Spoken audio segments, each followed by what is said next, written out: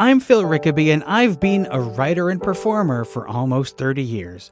But I've realized that I don't really know as much as I should about the theatre scene outside of my particular Toronto bubble. Now, I'm on a quest to learn as much as I can about the theatre scene across Canada. So join me as I talk with mainstream theatre creators you may have heard of and indie artists you really should know, as we find out just what it takes to be stage-worthy.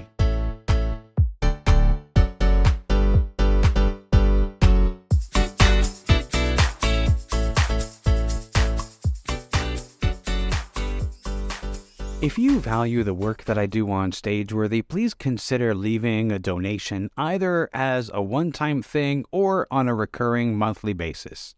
Stageworthy is created entirely by me, and I give it to you free of charge with no advertising or other sponsored messages. Your continuing support helps me to cover the cost of producing and distributing the show. Just 4 people donating $5 a month would help me cover the cost of podcast hosting alone. Help me continue to bring you this podcast. You can find a link to donate in the show notes, which you can find in your podcast app or at the website at stageworthy.ca. Now, on to the show.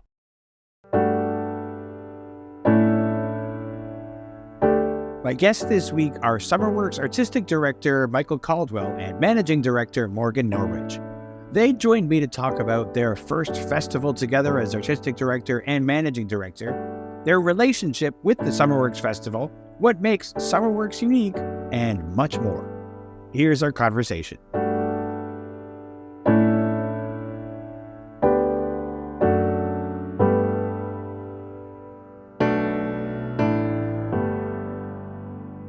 If each of you would introduce yourselves and just say your name and your title.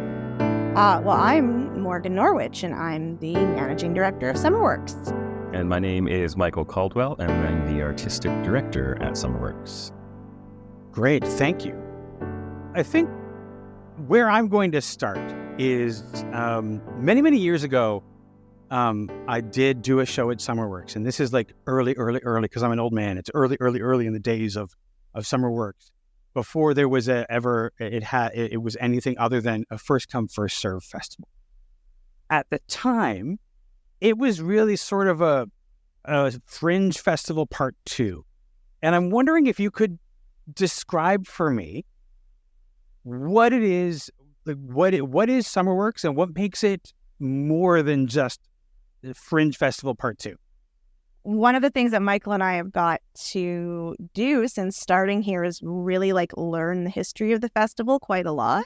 And it did start as Fringe Festival Part 2. We met one of the founders recently and had lunch with him, and he told us about how he and some friends didn't get into Fringe, and they had a bunch of shows they wanted to put on, and so SummerWorks was born just a couple of years after Toronto Fringe was.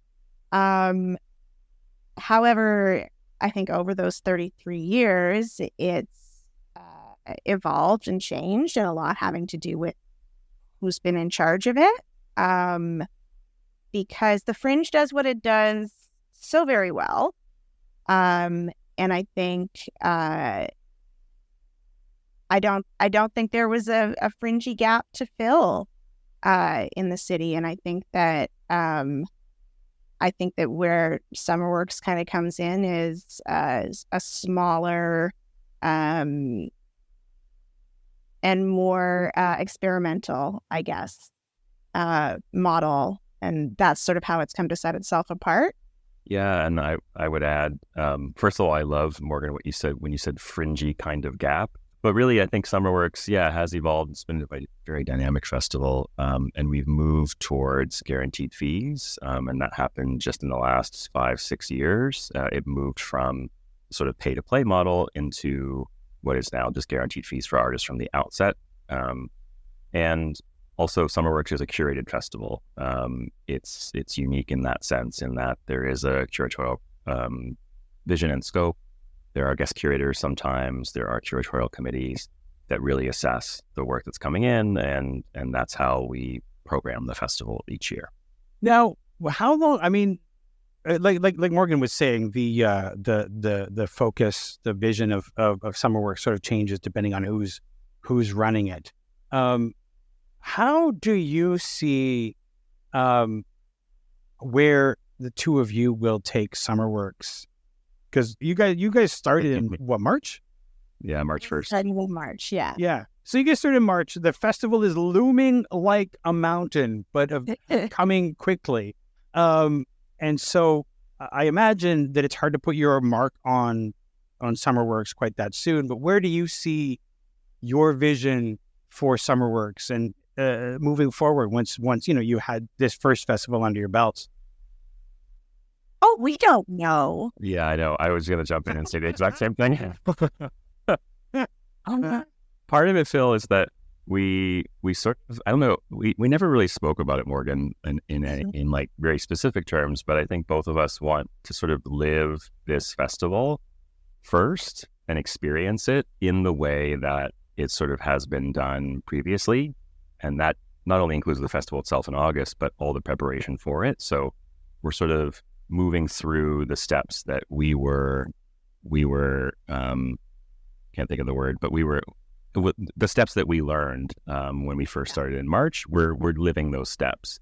So then we can make a more sort of informed decision about what we might want to change, how we might want to shift the scope. It will also help inform, artistic and curatorial vision and how we want to move forward there as well. So yeah, it's like you have to experience the thing first to really understand it, I think. So. And we've been set up really nicely in that when we came in, we came into a mostly fully programmed festival, which was, intentional on the part of the organization, knowing that it was a transition year. So they have this team of guest curators come in to program the festival. So it's just about us stewarding it, I guess, is the word that makes the most sense to me, and pulling all the pieces together and making it happen. Awesome. Now, for each of you, I'm really curious what your relationship to SummerWorks was prior to taking on these roles. First and foremost, my relationship to SummerWorks was as an audience member. It was, I think, for me, one of the very first festivals that I encountered when I moved to Toronto and graduated from dance school years ago. And it was really fun. It was a really fun moment to be in the city and to be gathering in different kinds of theatrical and performative spaces with folks. And then I believe it was 2020, maybe 2021, I was part of the Artist at Work series at SummerWorks, which was one of those, coined phrases, pandemic pivot to online and digital work. And so I did a bit of an Instagram takeover for one day, just sharing bits of my practice. And then I've just been really close colleagues with Laura Nanny, the previous artistic and managing director, and have known a lot of artists in the past. So I've just been sort of tangentially kind of aware of SummerWorks and really a big fan for a very long time. Morgan? Yeah. I guess I came to SummerWorks first as an artist. I think the first SummerWorks I did was back when, I don't know what the year was. Franco Boni was the artistic director at the time, and I think I've done work in the festival every couple of years after that, right up until I directed this show called Redheaded Stepchild, which is Johnny Walker's solo, sort of what became known as a fringe hit, but really started at SummerWorks. So lots of involvement as an artist. And then over the years, I had sort of come in and out as a staff member, doing the kind of producing and admin work that I do, that have been sort of part of my career path,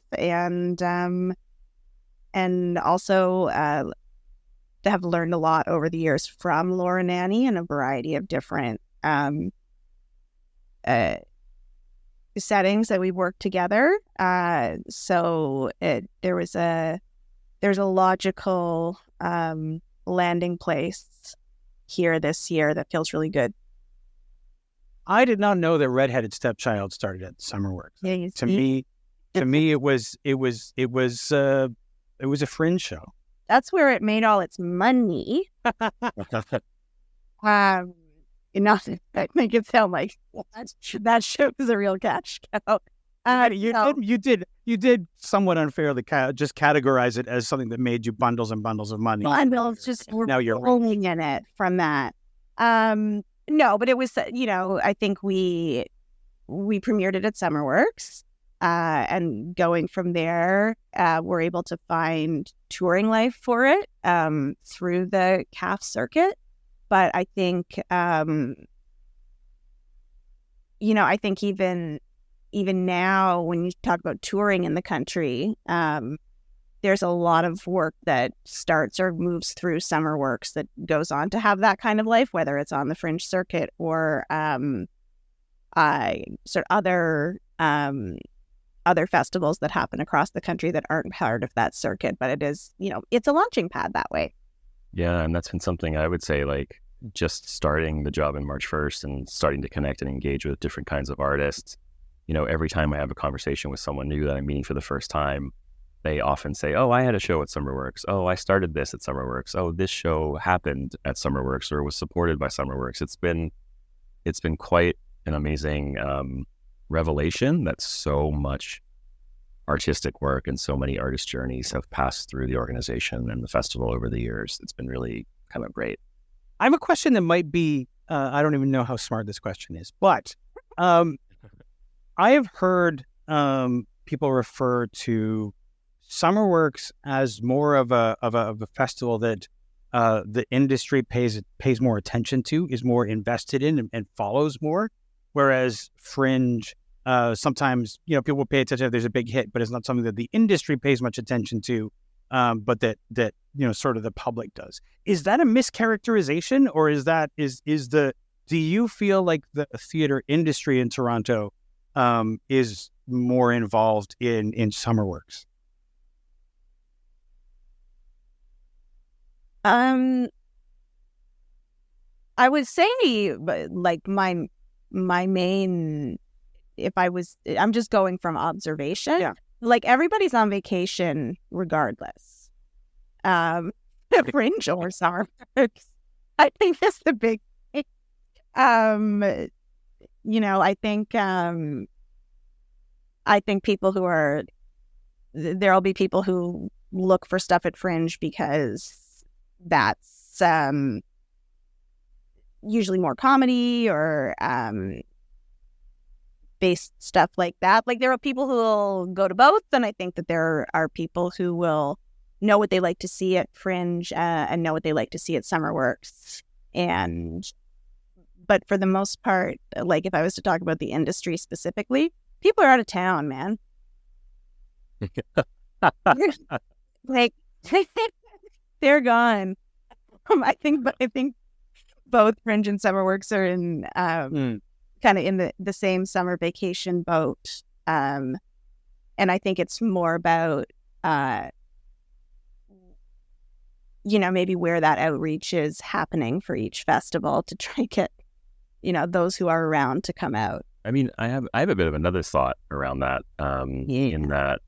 In that a lot of my work previous to SummerWorks has been, as a dance artist and a choreographer, but also as a curator and presenter, and working with different organizations and festivals, and having the good fortune to travel a lot with those organizations to see work both nationally and internationally. And when I'm having conversations, let's say somewhere in Europe or somewhere in Asia, you bring up the name SummerWorks and people know what it is. People have good feelings about what that is. So I would say it is quite known as an entity in sort of different circles in the industry. And I do think a lot of folks come to the festival. There's a lot of industry folks that still do come to the festival each year to see work and to understand, what's happening right now, what's the new pulse of what's happening in contemporary performance, who are the artists that are really pushing boundaries. And it may not be about the work specifically, but it's about meeting some of those artists that are really on the front line and front edge of what's happening right now in the industry. So yeah, it's I think it has a really great reputation. Again, it's all perceived from the outside. I don't really quite know on the inside yet, but it feels really juicy, I have to say. And I am being somewhat facetious. Yes. But people do travel. It's true. If they're out of town, they're on vacation. And I think that the other part of that too, a little bit is, people are out of town, and with SummerWorks being a bit smaller, and people being so busy and planning their summers, I think it's sometimes a little bit easier to hone in on what you might want to check out, or the artists that you might want to encounter or get a look at what they're up to at SummerWorks. Thank you both for that. I have to admit that since my one show that was at early days of SummerWorks, I don't have a history with SummerWorks in the same way that I do with Fringe, either as a performer or more as an audience member. What would you say to someone like me to encourage them? What would I need to know about SummerWorks that would sort of like be the thing that makes me come to a SummerWorks festival show? Granted that might not be a fair question. For me, what has always been so enticing about SummerWorks, and again, I'm sort of speaking as an audience member or someone that's just been going to shows over the years, is the fact that you're really seeing something that's quite curated, something that has an overall vision to the overall festival. And that's really exciting, I find. There's the 4 streams of programming that are put forward at SummerWorks, which basically create this little ecosystem or ecology of how sort of different folks can engage in work. So there's presentations, which are fully developed. There's labs, which are, works in crucial stages of development. There's public works, which interface with public space. And then the exchange, which is a lot about professional development and industry series. And so you can really, as an audience member, weave through work in so many different ways so that it's not just about seeing a finished, polished product. You're also seeing work happening live and in space. And often as an audience member, you can really be engaged in that. And I love that. I love work in progress. I love studio showings. I love process. I love the creative act. And that's really what I love about SummerWorks is that you can really encounter a lot of that. And just to comment previously on something as well, it's, that now that we move to guaranteed fees, which I think is a really great step for SummerWorks, we just don't have the capacity to put forward 80 shows, which I think was where SummerWorks was at a certain time in the past, when it was more, you pay an entrance fee and those kind of things to be a part of the festival. So I think because it's smaller, you now get a more intimate encounter with the artists, with the work, in a way that I think is really great and speaks to this sort of moment we're all in the world, where I think we're looking for ways to connect again, ways to be in dialogue with one another, that we can share space with one another. And I think this sort of more intimate feel of the festival is something that's really, really great as well. Thank you. Morgan, do you have anything to add to that? I was just thinking about how nice that is. The way you described it, Michael, because I think, and I really do think, like you said, that the move to guaranteed fees made a lot of sense for SummerWorks. I think just in that, when you take that pressure off of the artists and off of the creating, the creative collaborators, and let SummerWorks say, we're gonna sell your tickets, You just make your art, and we'll do what we can to provide the container for that. I think there's a little more room for experimentation that comes out of that makes the work exciting. And I think the other thing too is when it is when SummerWorks was an 80 show festival, or looking at fringes that are 80 show festivals, there is a level of a different kind of care that we as an organization can provide the artists making the work that's a little more specific, and can differ a little more from year to year because there aren't as many other factors. There's not 79 other shows that all need to run like clockwork together to make the festival what it is. We have a little more wiggle room. Thank you. I would like to talk a little bit about the process that brought you, the two of you, to SummerWorks. And you did not come as a package deal. You were, in fact, I think you didn't meet until you started at the job. Yeah, we met when we were both, so we both went through separate hiring processes for our individual positions. And then I believe, Morgan, correct me if I'm wrong, we were both offered our jobs. And then it was sort of revealed to us that, in fact, the other person was the other person in the job. And I think we both said, great, thank you for this offer. Can I meet Morgan? Can I meet Michael? And actually, get to know who I'm going to be spending pretty much every day of my life with for the next, I don't know, however many years. So we met before March 1st, but it was after we were offered the positions that we started to just meet and talk a bit more regularly. Was this something that I mean, being in leadership in an arts organization is something that I think for some people they didn't expect for themselves. For the two of you, is that something that if you had 5 years ago, would you have dreamed of that? Was that something you were pursuing, or is it something that just sort of like came and the opportunity came and sort of fell into your lap? I think for me, it's a little bit of both. I think there's a particular career trajectory that I'd been on, both from working with festivals and also working in an art service organization capacity. And the pandemic came and turned a bunch of stuff upside down. And I really don't think about a year before I applied for this job that this was the path that I was coming back to. So it's great that is what happened. But definitely I took a detour in there as well. Yeah, I would say that the way I'm built, my mind, my body, my spirit is really attuned towards organizational leadership.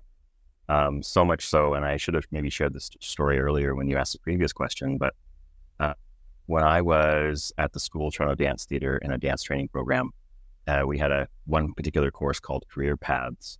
And part of that course was to learn about different kinds of careers you could take, different ways you can move through different kinds of industries. And one of the questions that was put forward by the instructor was around, where do you see yourself in 5, 10 years, even further afield than that? And in my mind, I said to myself, I would love to be an artistic director, and I would love to be an artistic director of a festival. And that festival would be great if we're multidisciplinary, like live performance.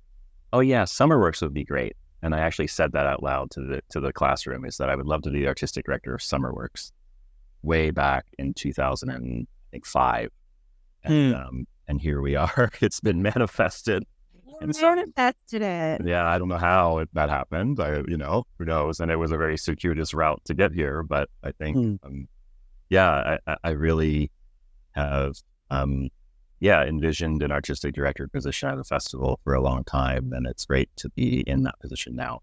When this episode airs, it'll be just before SummerWorks starts, about a week before SummerWorks starts. Right. And so I'm curious about if there are things that somebody who's looking at tickets, like what are some of the highlights? What are things that people should keep an eye out for in this year's festival?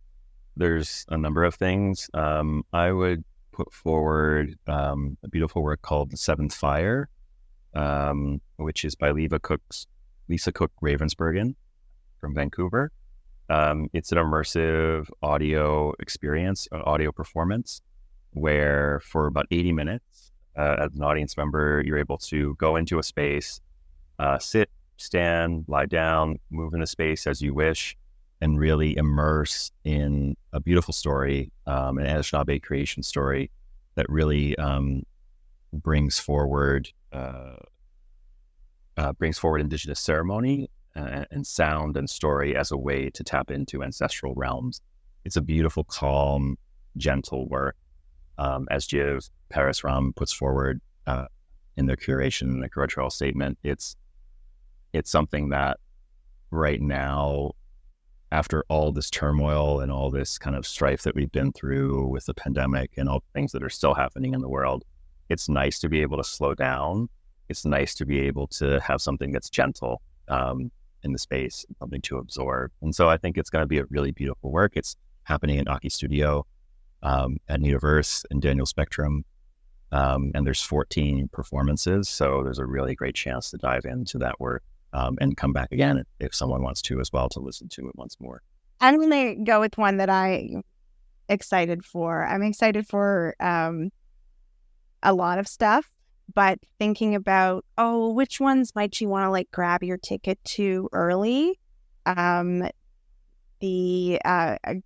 duo called We Quit Theater from Winnipeg, who've been at SummerWorks before, have a show called, and it's a long title, I Am Your Spaniel, or A Midsummer Night's Dream by William Shakespeare by Ghislaine Patterson.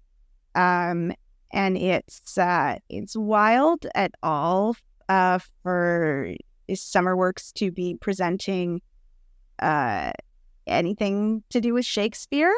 And I think this is going to be this kind of wild performance lecture, tear down of that work. And there's a splash zone. It sounds like it's like they're really going to take some of those exciting risks that you get to see at SummerWorks. And I love that, you could go the next day to Dream in High Park and see Midsummer Night's Dream in a completely different way. So I think, and it's got a small capacity in there. So I think that's one to watch. Yeah, I would just jump in to say that the lab programming this year, by virtue of the two curators being more immersed in dance, they come from more of a dance background than milieu. Their lab entirely is about movement and dance and different practices and how they intersect with other disciplines. So, there's something like Double, which is Lilia Leon Arts. That's a really great movement piece, a duet that has a lot of exploration of language and video. And they're really looking to engage with an audience to understand more about how those different aspects coming together work piece that they're offering. There's Ballroom 2, which is diving into the ballroom community. 3 artists from the Kiki ballroom scene in Toronto, Vancouver, and Montreal coming together for the first time to basically take over the top floor of the theater center for a couple evenings. And you can move around the space and just see what they're working on. There's a lot of really, really beautiful things in the lab that I think are quite juicy. I love that word. Juicy is one of my favorite words because I just love the sensorial nature of that word. And I think really that's also what the festival's offering this year, is a lot of just explorations of the different senses, and how that really is a gateway to to how we experience things. You know, how a smell can take us back somewhere when we were a child, how a taste can really remind us of another person that we haven't seen for a long time. And I think the festival this year really dives into senses in a really interesting way as well. Now, I would love to talk to each of you about your journey, sort of the journey that got you to this place, but really more about your theater origin story, like the thing that made you decide that theater was the thing that you were going to do. I do want to start with Michael, because I know that you were born and raised in Pittsburgh, and somehow have found your way to Toronto. Mm-hmm. And so, what is that? What started your journey towards theater, and why did you ultimately choose Toronto? Yeah. Oh boy, how do I encapsulate this in a short story? So growing up in Pittsburgh, I was born and raised there, and I came from a not well-to-do family, I would say. So though I had an interest in theater and in dance and music and wanted to take lessons of all kinds, my family really didn't have the financial capacity to support that. So it was really through what was offered as extracurricular activities in both middle and high school that I sort of dove into theater. I ended up being part of each musical that was performed every year. I was part of show choir. I was part of a steel drum band. I was the drum major of my marching band. I just dove into any kind of performative, creative, artistic endeavor that I could, and what was offered by my school, which was thankfully a lot. There was a lot of really great activities that were offered. And so it was through that I had a passion also for film. So our high school built a TV video production studio in the high school, which was kind of amazing. And so I started that, and then that led me to start to move to Syracuse University and pursue a bachelor's degree in film. At the same time, I picked up art history as a second major, and I graduated with those two, that degree and that double major in art history and film. And then I was looking for ways to bring those two disciplines together in a way that I could move forward. And I was looking for jobs. I was looking for master's degree programs. And the University of Toronto Museum Studies master's program was a great fit. I applied, and that's how I made my way to Toronto. I went to U of T for one semester, and then I quit. It just was not the university for me. It was not the right timing for me. It was not the right program for me. More to do with where I was at personally, I would say, than anything else. And then I remember the day I was like, you know what, I want to go and take dance class, because at that point I had not taken a dance class previous to that. I was 22, 23, and I said, okay, I'm gonna Google Toronto Dance School, and the School of Toronto Dance Theater was the first thing to pop up in my Google. They had evening night classes, and they were in contemporary dance, which I was interested in. I decided to go. Went to night classes, went from level 1 to level 2. And I also remember the day when the teachers cornered me in the small hallway at the Winchester Street Theater and said very intently, staring directly at me, "You must audition for this school." I said, okay, I will. And so then I auditioned, I got in and went for 3 years. And that's the sort of very short, long story about how I got into the performing arts professionally. And then, I've been just since 2006, just been working mostly in dance circles, but also passing through theater, different kinds of performance and music as well. And working mostly in Toronto, but in other places as well. Did you literally just wake up one day and decide dance was the thing you wanted to try, or had there been something sort of like drawing you towards that previous to that? Yeah, in all the musicals that I was a part of when I was younger, I always was cast as the guy that was dancing with all the girls. I was the one that was like, Michael, can you lift this person? Can you also do what they're doing? And I could do what they were doing because I had musicality and flexibility, which were like, the main, and rhythm, the main three main things that you need to just dance and move. So I was always put in that position, and I loved it. I loved expressing myself and moving through my body. So it really brought me a lot of pleasure and joy. So, it was just sort of a natural progression that led from there forward to where I am now. Morgan, what is your origin story? What started you on this path?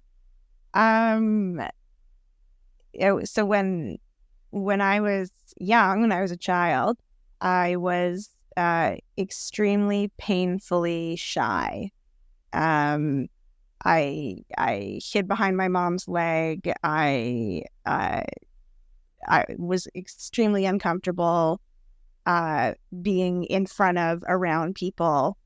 And so she sent me to YPT drama classes to really just like build up my self-confidence. And it just kind of took. And so as I was quite young, I was like maybe 6. And as I carried on, it just became, there wasn't anything else that I could do. There wasn't anything else that I wanted to do as much as, when I was a kid, perform. And then that was, I don't know, it's not as exciting because that was just kind of it. I tried to do other things, and I'm not any good at it. What I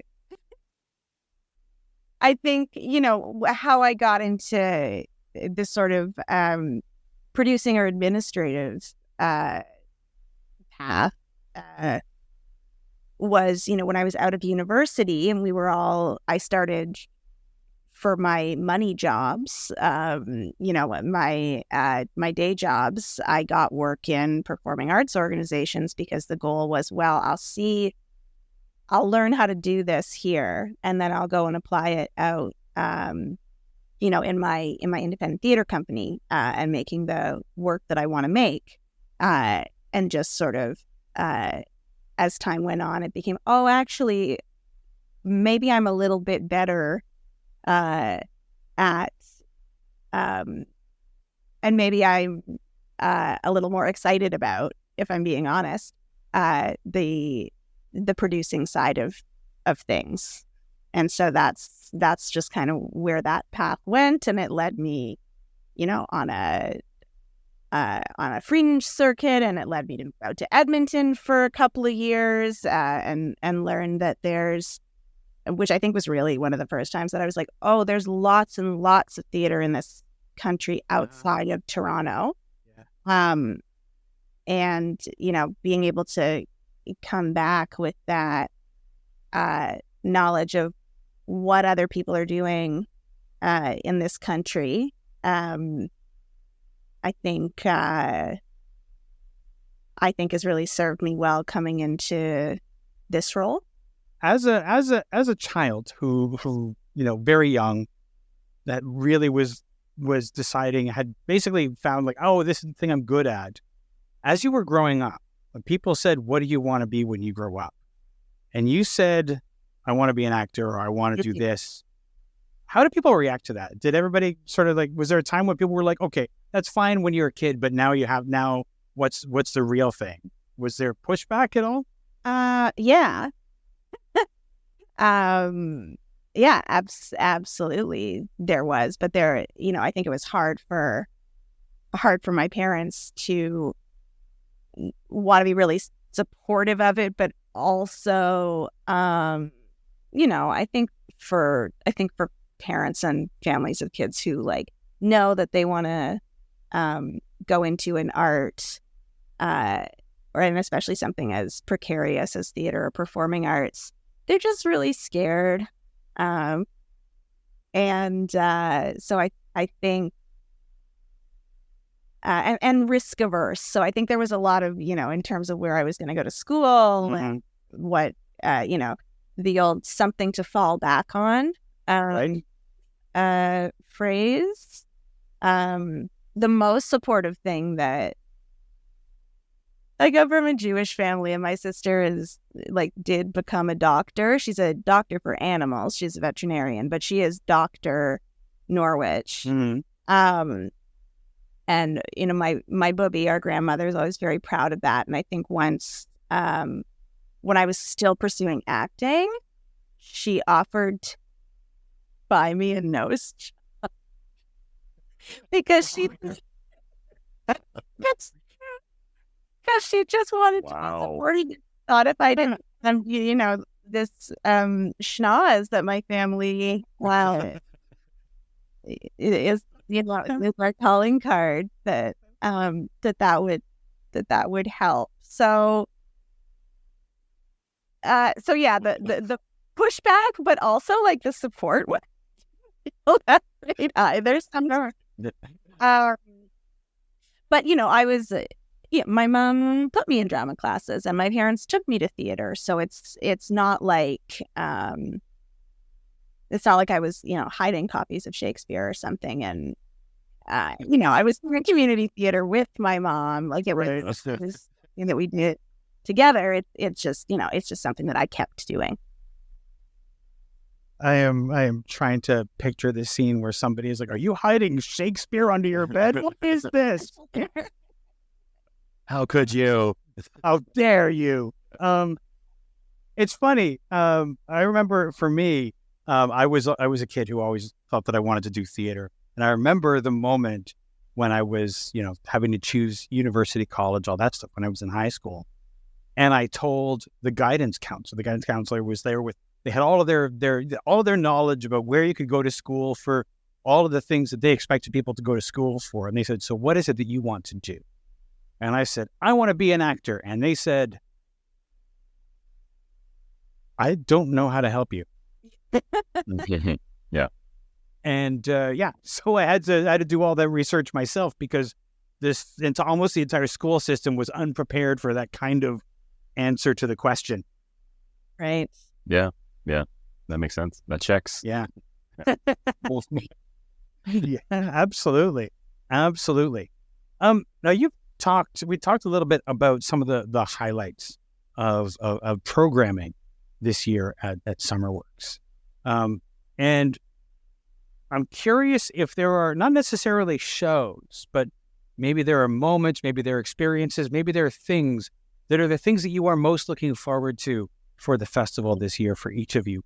What is it that each of you are looking forward to for the festival this year? It shouldn't be that hard to answer that, but I think, I know for me, I'm so just in the delivery mode of it right now that it's a little hard to even picture. Sure. What it might be like, but there's the first weekend of the festival, which is the August long weekend, we had a real flurry of programming activity. There's shows in all of our venues happening simultaneously. There's a couple of really exciting one-off events that are happening that weekend all at once, and it's going to be the busiest time, I think. And I think it in that sort of electric festival way that things get. And as much as I'm a little anxious for that weekend, I'm also it's as we're pulling all this off, it's going to be really cool. So I think both with, trepidation and excitement, moving into that weekend where there's so much activity, I'm in a way looking forward to that. Yeah, I'm really interested in just to share some space with people, and share space with people that have a history, an affinity, and a love of SummerWorks. Because when we first started, we were thrust into an organization and here, do this festival, and of course I experienced it as an audience member, but I think I'm really interested to experience it from the inside, to understand what that energy is like, and how that manifests in my own body. and yeah, just to understand what community looks like again. I think when I say again because it comes from this very tumultuous time again that we've been through, but also community for the first time, the SummerWorks community. What is that? I really don't know what that is quite yet. I haven't really lived inside of it, so I want to understand what, very selfishly, my community looks like for SummerWorks, and what that community looks like for all of us as we share space and hold space for one another in August. Now, Morgan, for a couple of years, you worked in the office at the Toronto Fringe Festival. Yeah. And I imagine there are things that about the workings of a festival that you only learn from being on the inside, for good and for ill. Again, I don't want you to spill tea. But I'm curious about how much of an understanding do you learn about a festival by basically having your fingers in the guts of it? I think, well, so much, but also all of those things that as a festival artist, whether it's Fringe or SummerWorks or any other kind of event like that, where you're making something under the umbrella of a festival or another organization, as an artist, when you work on the other side, the reason for all this stuff that didn't make sense to you, and it just kind of clicks into place. Well, it's like, oh, well, that's why they need me to do this, because the technician has to do this, and there's the back end of the website has to be built, so there's a time I need to do this by, and I think just a lot of those puzzle pieces kind of click into place. They're working in a festival environment, and then you also understand like why everybody's on walkie-talkies and like really wired. Right. Yes. Yeah. And there's something so specific about, sorry, I just want to interject for a bit. Just this idea of timeline that's very specific to festivals, that's not specific to, say, someone that's programming a season or that's programming, one show at a time in different venues. A festival is such a culminating moment, and I like to call it the festival machine. There's just this layer and amount of work that leads to the festival that you can't really do too far in advance. You just can't timeline wise. So it always feels like a buildup to a really like pinnacle to the peak of something, and that's something that if you're not working in a festival, you don't really quite have a tangible sense of.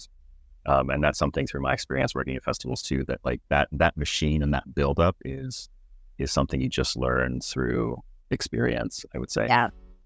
Michael, Morgan, thank you so much for joining me this evening. Michael, thank you for I guess it's first thing in the morning for you, so thank you for jumping on this call so early in the morning. And I look forward to the SummerWorks Festival this year. Yeah, thank you. Sure. Thank you.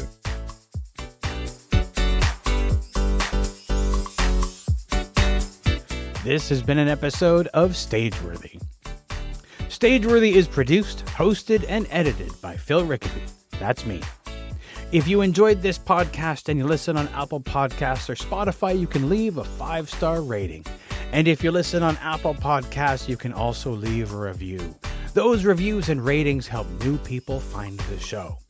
If you want to keep up with what's going on with Stageworthy and my other projects, you can subscribe to my newsletter by going to philrickaby.com/subscribe. And remember, if you want to leave a tip, you'll find a link to the virtual tip jar in the show notes or on the website. You can find Stageworthy on Twitter and Instagram at StageworthyPod, and you can find the website with the complete archive of all episodes at stageworthy.ca. If you want to find me, you can find me on Twitter and Instagram at Phil Rickaby, and as I mentioned, my website is philrickaby.com. See you next week for another episode of Stageworthy.